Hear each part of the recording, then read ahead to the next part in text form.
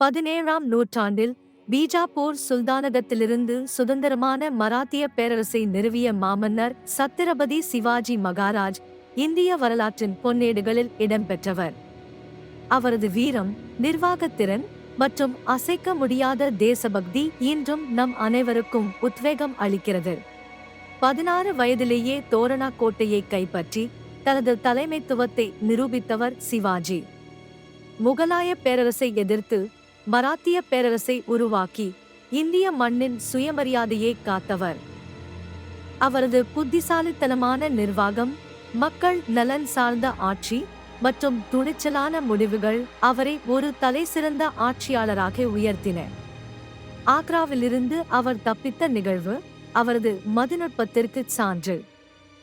சிவாஜியின் வாழ்க்கை, வீரம், நேர்மை மற்றும் தேசபக்திக்கு ஒரு சிறந்த எடுத்துக்காட்டு.